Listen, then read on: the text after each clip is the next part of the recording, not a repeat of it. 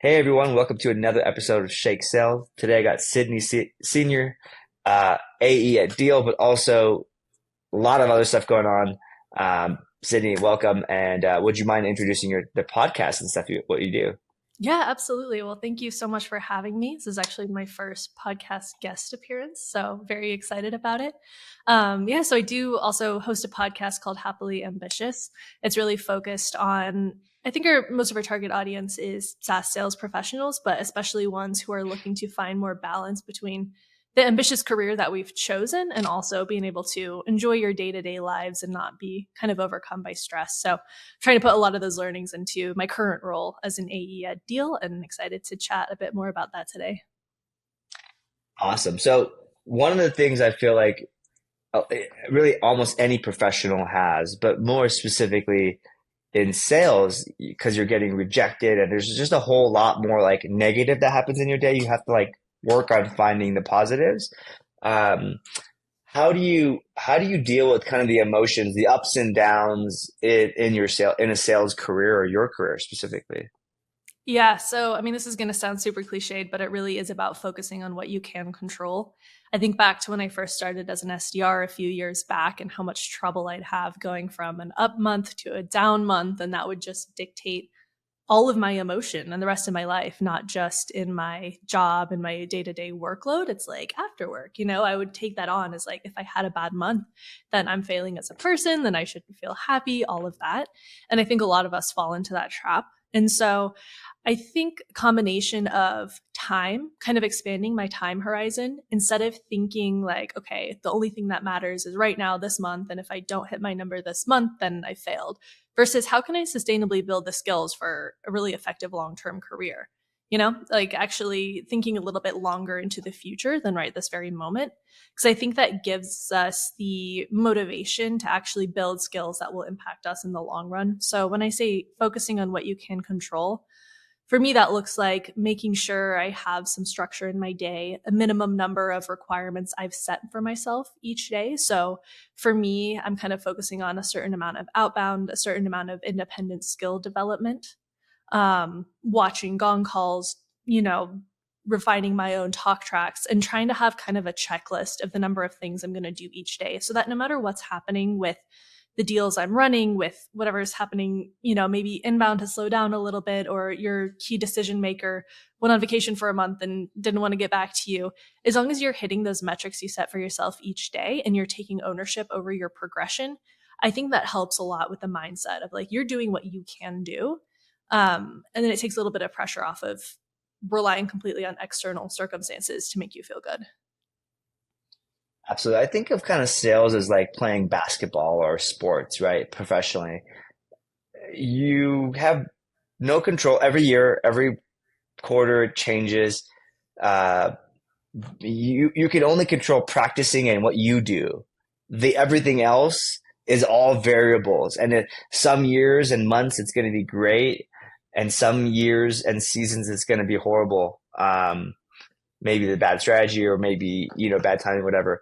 One thing I think a lot of sales reps or sales folks, especially folks in there that have gotten sales post COVID, I notice a lot of folks kind of focusing on like the quarter, the year, their next, like every SDR is like, when am I going to get promoted to the next thing and the next thing and the next thing? And, although that's like a really, obviously everyone should be aiming for moving up in their career. I think you mentioned like stepping back and looking at your sales career in a longer horizon. If you think about what can I do today or tomorrow that can help me become a VP of sales or a sales executive and win the long-term game, I guarantee you're going to be doing different actions, and it's going to go back into what can I do that I can control, not like having a good month, having a good quarter, working hard for that next promotion that may not come, whatever. Yeah. And, I don't want to bury my head in the sand and say, oh, don't worry about your number this month. Like, of course you have to worry about your number this month. You want to get paid. You want to keep your job. I don't want to take away from that Mhm. at all. But I think just shifting your mindset to that longer term also helps a little bit with not feeling so much desperation, because as everyone talks about, like prospects can sense that, people can sense that in your deal cycles. If you are so desperate for this one thing because it's the only thing that you can control or that you have going for you right now, I think that has a negative impact on your sales cycle in general too. So yes, it's helpful to try not to hyper focus only on the current results and like burn future bridges because of that. But I understand, of course, we do have to be performing. It's just when you think a little bit more about the long term and the skills you're picking up and how you can continue to grow in your role, it takes a little bit of that immediate pressure off, at least in my experience. Absolutely. How much time do you spend, or like, I guess like how much effort do you recommend or spend on like in self improvements on kind of the areas you can control? Yeah, I mean, I think it's one of the most important investments that you can make. I know a lot of us have really heavy workloads, so sometimes that requires prioritizing some time outside of work to focus on it. For me, the most impactful areas of self development I've had in this space have been obviously working to improve my actual sales skills. So that comes from a variety of sources, courses that I've purchased myself, podcasts like this one. There's a lot of amazing resources out there. But also kind of on the mental health and productivity and time management side of things as well. I think there's a lot to learn there that can help us be more effective in our day-to-day roles.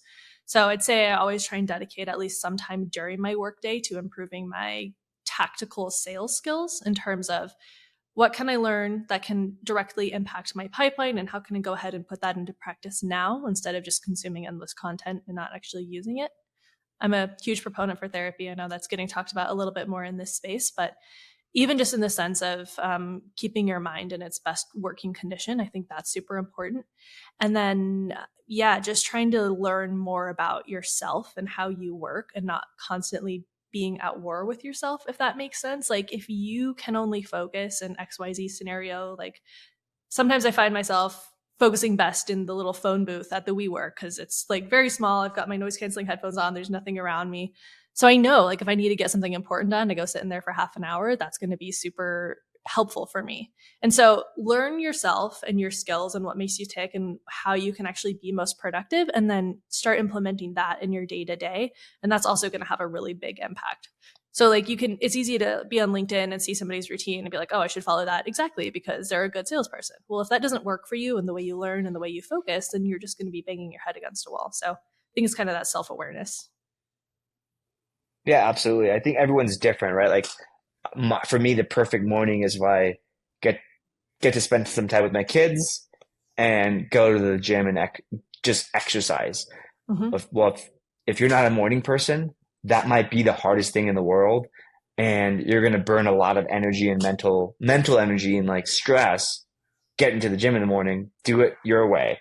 I always find like reading posts about social media, there's like that like cliche like a typical day of an entrepreneur starts at waking up at 2 a.m. and blah blah blah blah blah blah blah. Like I think reading a lot of those things ends up putting maybe subconscious mental pressure on you. Like, hey, how come these folks can do all of these things? Well, if you're just starting off like your first 2, 3 years in your career, well, you shouldn't be able to do all that. That's hard. It takes you a while to work your way up to that, right? Like, uh, you just become an expert in certain things. So I like the fact that you're like, just build your own schedule. And I think there's this rat race of, I guess just in any profession or any role, but I think the real race is against yourself, right? Like using your time wisely.